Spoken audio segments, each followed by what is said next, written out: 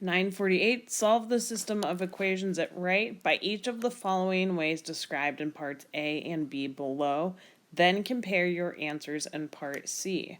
So A says to graph the system on graph paper, then write the solution or the point of intersection in X, Y form.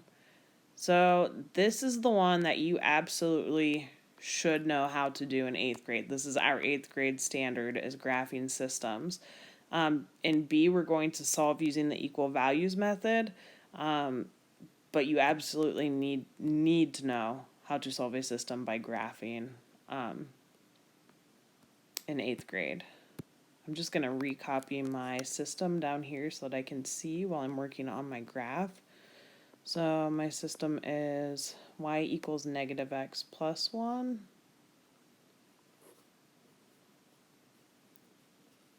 And y equals 2x plus 7. This is actually a really nice system to work with. Both equations are in that y equals mx plus b form, known as slope-intercept form.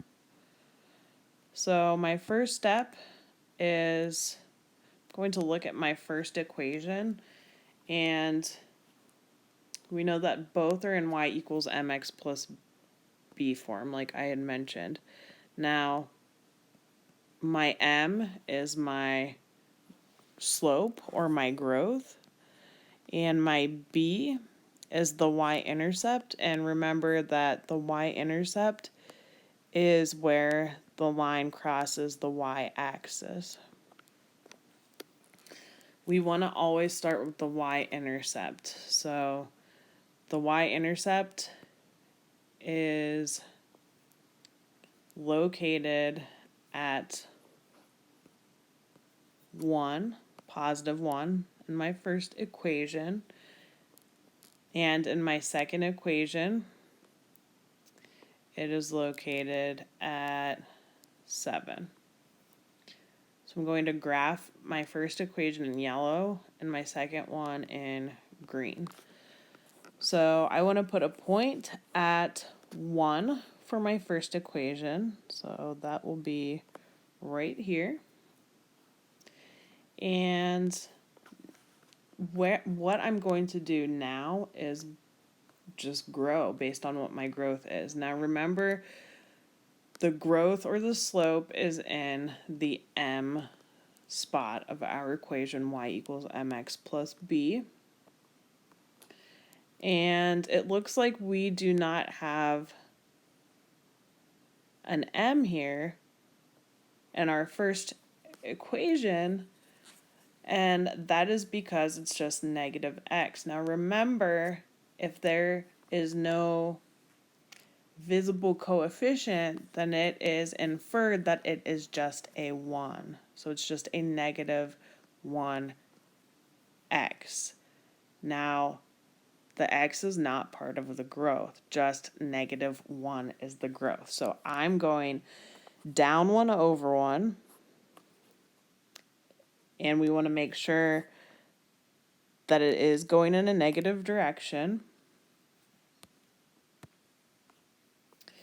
And I'm going to go down 1 over 1. 3 points will be sufficient per equation, but if you want to be precise, you can add more.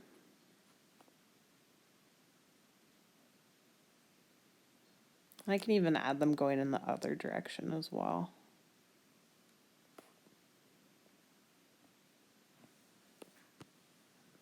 It's a little bit hard to make the points on this app. Okay, now I want to use a straight edge to connect those points. Again, it's really hard to do on this app, so bear with me. It's probably not going to be as nice as it could be if I were using a pencil and paper.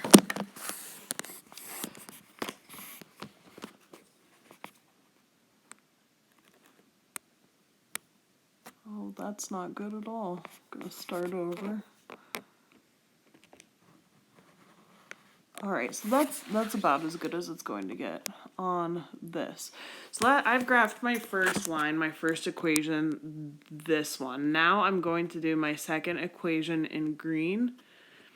And I have y equals 2x plus 7. So my y-intercept is that 7.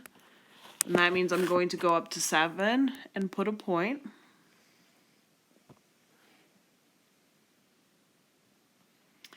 And my growth is 2. And it is a positive 2. So that means we're going up 2 and over 1. And I can also do it in the opposite direction.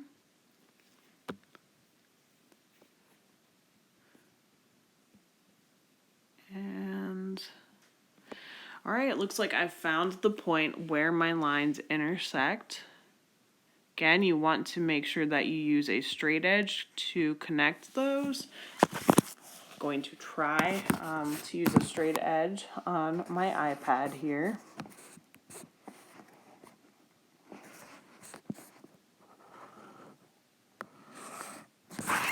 All right, again, that's about as good as it's going to get on my iPad. Let me highlight the point of intersection here in yellow.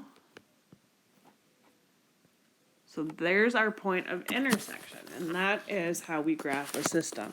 Now don't forget, we need to label it, our solution. Oh my goodness. As an ordered pair. Now, solutions to systems will always be written as an ordered pair. This is, my point of intersection is located at -2, +3. And that is the solution to this system. Now let's go ahead and solve it using the equal values method. I'm going to go ahead and get rid of this to make some room to do that.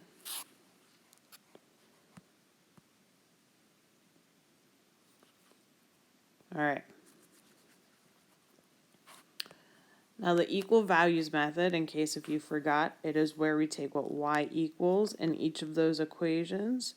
So y equals -x plus 1 here. My next equation is 2x plus 7. So that's where I take those equations and I set what y equals in each one equal to each other. So that's going to look like this. -x plus 1 equals 2x plus 7. Okay, to solve this, I think I'm going to add an x on this side. Then I have to add an x on the other side. I'm left with 1 on the left, and then equals 2x plus x equals 3x. And then I'll bring down my plus 7. Now I can subtract 6 from each side. No, I'm sorry, it should be a 7 that I'm subtracting from each side. So subtract 7, I get a 0 pair. Subtract 7 here. And I'm left with -6 equals 3x. Divide by 3 on each side to get x. And -6 divided by 3 equals -2. Now I'm done, right? Wrong. We have to take that that -2 for x, and we're going to go back to one of our original equations. And this is important. It has to be one of the two original equations. We're going to plug in, and we're going to do it using parentheses. Don't forget about how important those parentheses are. I'm going to do the bottom just because it doesn't have any negatives. All right, so I would have y equals 2. There's my x, plugging in -2 in parentheses, plus 7. So y equals 2 times the -2 gives me -4. Bring down my plus 7. -4 plus 7 is going to give me 3. All right, so for my x, I got -2. For my 3, for my y, I got 3. So My ordered pair for this is going to be -2, 3. That's my solution to the system.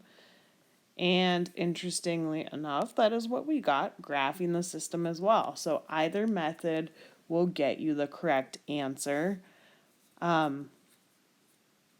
But again, you do need to know how to graph a system this year, for sure.